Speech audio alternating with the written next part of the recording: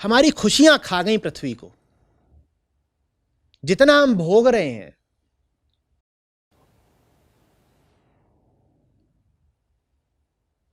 उतना हमें खिला पाने के लिए पृथ्वी के पास है नहीं, तो हम पृथ्वी को ही खा गए। और हम कम पड़ रहे थे तो हमने अपनी तादाद बढ़ा ली ताकि हम बहुत सारे हो जाएं पृथ्वी को खाने के लिए। हम 8 अरब हो गए।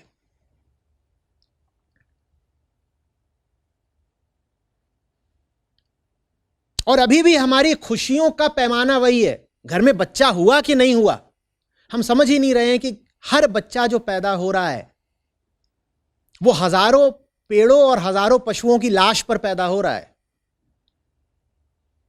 आज के समय में अहिंसा ये नहीं है कि मांस नहीं खाई। आज के समय में अहिंसा ये है कि समझो कि अगर तुम बच्चा पैदा कर रहे हो तो तुम हजारों जानवरों का कत्ल करके बच्चा पैदा कर रहे हो, और तुम कहते हो नहीं साहब हम तो मुर्गा नहीं खाते।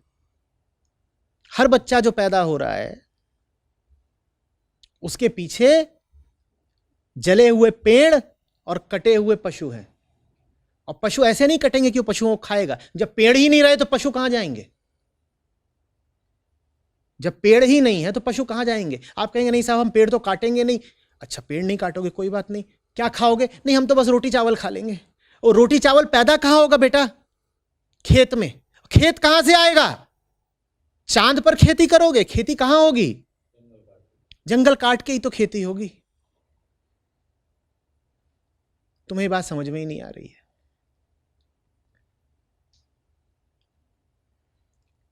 तो पहली बात तो हमारी खुशियां कहती हैं कि भरा पूरा घर रहे, खुशियों से गुलजार रहे, किलकारियां गूंजती रहे। और उसके बाद जितने लोग हों घर में वो सब छक करके कंजम्पशन करें, छक करके। खुशी का पैमाना यही है कि कितने किलोवाट हर आदमी चूस रहा है ऊर्जा। ऐसे ही नापा जाता है, तरक्की ऐसे ही नापी जाती है। कहते हैं भारत में प्रति व्यक्ति इतनी ही बिजली की खपत है, जबकि अमेरिका में प्रति व्यक्ति बिजली की खपत इतनी ज्यादा है। तो देखो भारत कितना पिछड़ा हुआ है। यही बिजली की खपत खा गई ना। बिजली कहां से आती है? कोयला जला के आती है। आज भी विश्व में अधिकांश बिजली कोयला जला के आती है। और कोयला जलेगा तो क्या निकलेगा? और आदमी जितनी भी चीजों को भोगना चाहता है उन चीजों के निर्माण में क्या लगती है? ऊर्जा। ऊर्जा माने बिजली। आदमी की सबसे बड़ी जरूरत इस समय क्या है? ऊर्जा। और ऊर्जा तो आएगी ही ना फॉसिल फ्यूल जला करके, और कहां से लाओगे? लोग कहते हैं नहीं साहब कार पुरानी हो गई है, नई ले आएंगे। ठीक है, लेकिन पुरानी कार 3 थी जो ज्यादा पेट्रोल पीती थी, नई कार कम पेट्रोल पीती है लेकिन नई कार 30 है। अब बताओ पहले की अपेक्षा कार्बन कम उत्सर्जित होगा या ज्यादा? क्योंकि पहले की कार धुआं भले ज्यादा छोड़ती थी पर कार थी ही कुल 3 मोहल्ले में। आज मोहल्ले में कितनी कार है? 30। अब बताओ धुआं कम हुआ या बढ़ा?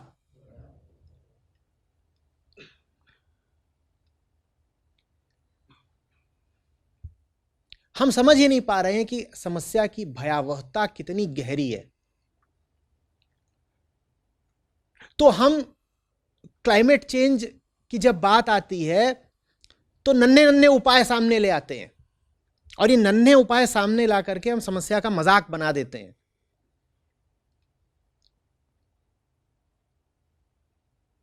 कोई कहता है देखिए हमारी ना डीजल कार थी, उसको बेच के हम हाइब्रिड कार ले आए हैं या इलेक्ट्रिक कार ले आए हैं, ये हमारा योगदान है इस समस्या के समाधान के प्रति। ये बेवकूफी की बात कर रहे हो। इलेक्ट्रिक कार किससे चलेगी?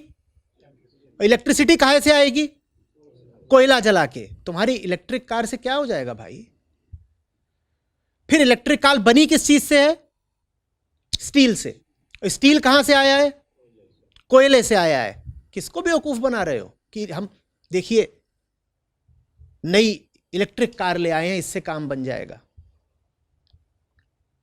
या फिर स्कूलों में चलता है पेड़ लगाओ पेड़ लगाओ, इससे ग्लोबल वार्मिंग रुकेगी।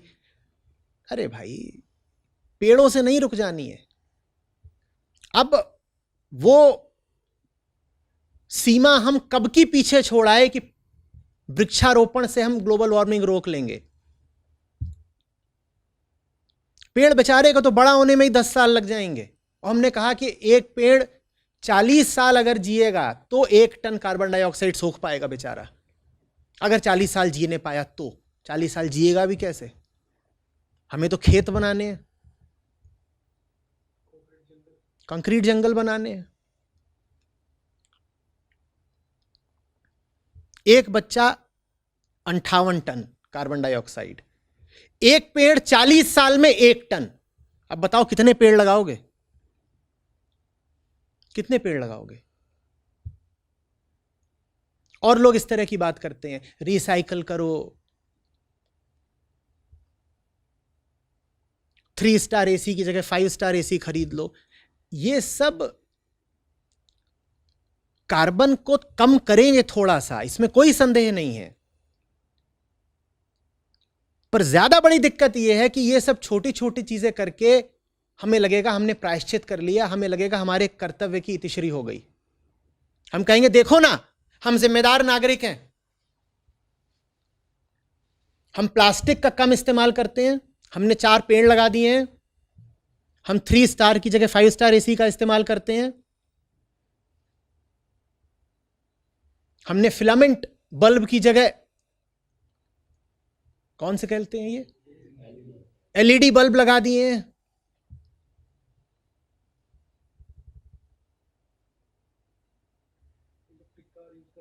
इलेक्ट्रिक कार यूज कर रहे हैं, और घर में हम एक साइकिल ले आए हैं। तो छोटी छोटी दूरियों के लिए हम साइकिल का इस्तेमाल करते हैं, हम धुआं नहीं उड़ाते। तो अब हम जिम्मेदार नागरिक हो गए, देखो हमने अपना काम कर दिया ग्लोबल वार्मिंग रोकने के लिए। ये जो आप काम कर रहे हैं ये ऊंट के मुंह में जेरे बराबर है। जो असली काम चाहिए वो है कि उपभोक्तावादी मन को, उपभोक्तावादी संस्कार को ही रोका जाए, और उससे भी ज्यादा जो काम चाहिए वो ये है कि आदमी की ये धारणा तोड़ी जाए कि घर में संतान का होना बहुत जरूरी है। जब तक संतान पैदा करने की आदमी की धारणा नहीं तोड़ी जाएगी, पहली बात, और दूसरी बात, जब तक आदमी के मन से यह धारणा नहीं निकाली जाएगी कि जीवन की सफलता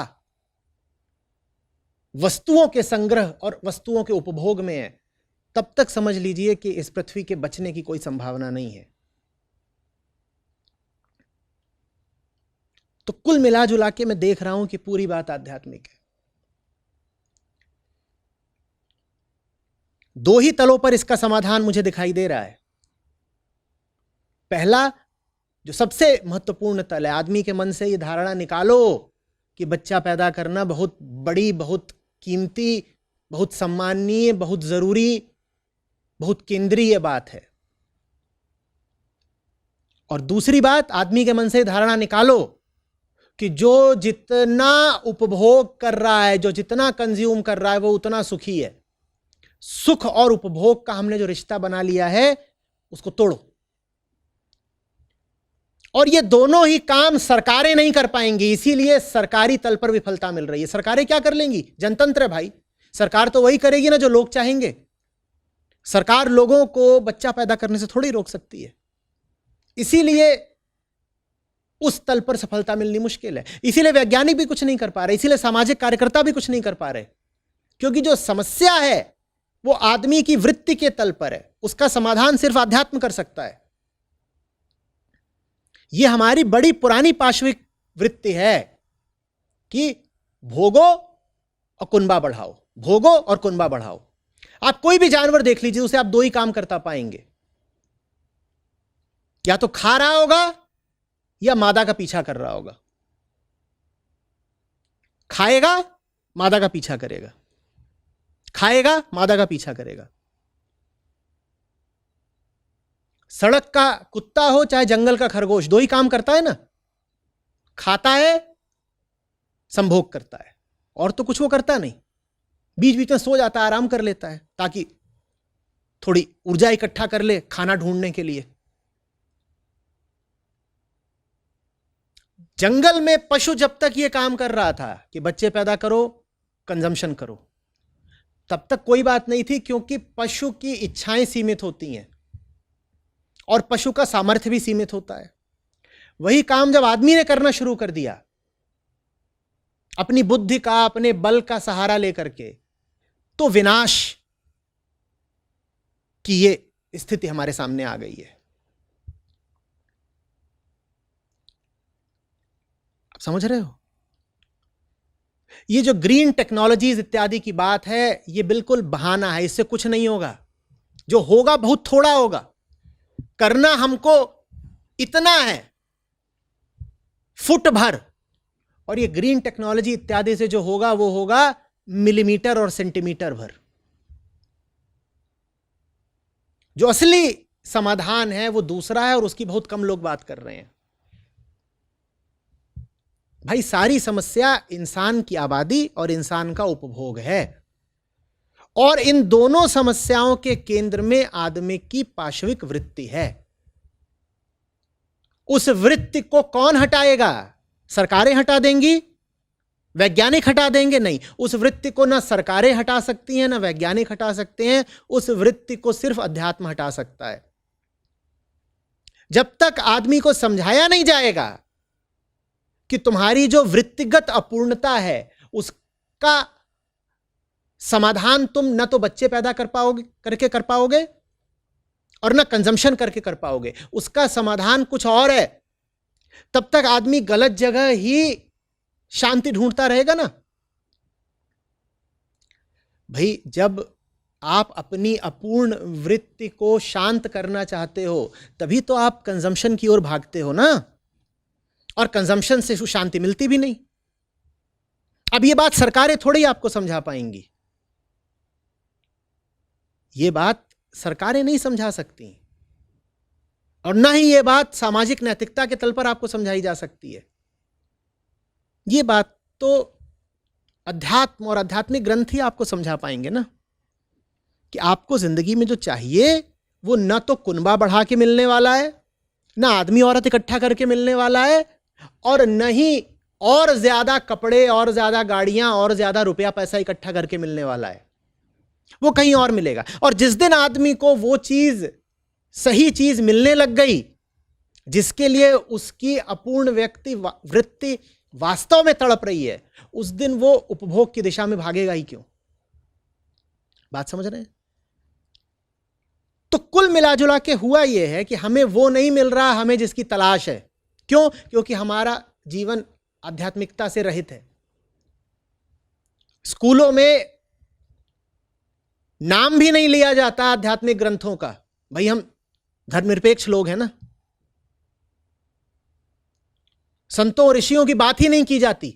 बात की भी जाती है तो बस ऐतिहासिक संदर्भों में, कि फलाने वर्ष में पैदा हुए थे, फलाने वर्ष में मर गए, इत्यादि इत्यादि। बच्चों का वास्तविक अध्यात्म से परिचय ही नहीं कराया जाता। और एक बार वो जीवन में आ गया, समाज में उतर आया, उसके बाद तो तमाम तरीके के सामाजिक दबाव और मीडिया और इधर उधर की बातें और भीतर से वृत्ति का उफान। वो कभी समझ ही नहीं पाता कि वो जी किस लिए रहा है, वो कभी समझ ही नहीं पाता कि भीतर की बेचैनी और तड़प वास्तव में है किस लिए। तो वो भीतर की बेचैनी का क्या इलाज ढूंढता है? उपभोग, कंजम्पशन। उसी कंजम्पशन से क्या पैदा हो जाती है? कार्बन डाइऑक्साइड बाद में पैदा होती है, पहले बच्चे पैदा होते हैं।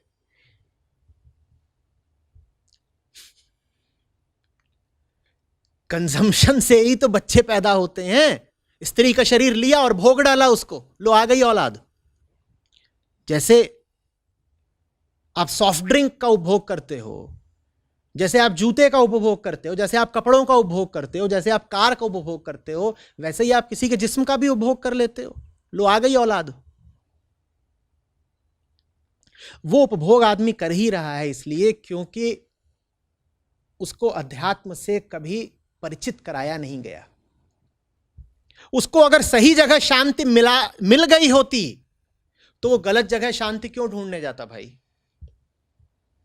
अब आप करते रहो इंटरनेशनल कॉन्फ्रेंसेस, उनसे आदमी के भीतर की अशांति और अपूर्णता तो दूर नहीं होने वाली ना।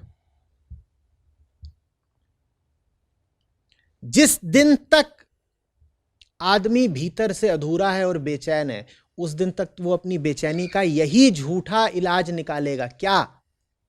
पकड़ो और भोगो, पकड़ो और भोगो, पकड़ो और भोगो। और उसी भोगने के फलस्वरूप carbon dioxide, methane, nitrous oxide, ये सब बढ़ते रहेंगे और बहुत दिनों तक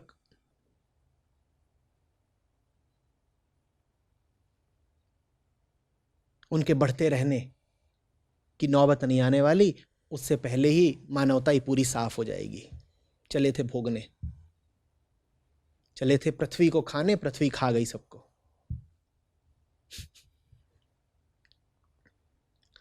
तो बात की शुरुआत में मैंने कहा था कि आदमी का बुखार पृथ्वी को लग गया है, और मैं कह रहा हूं पृथ्वी को जो बुखार आ गया है तो आदमी बचेगा क्या? पृथ्वी को जो बुखार आ गया, आदमी बचेगा क्या? खेल खत्म, पैसा हजम, भोग लो।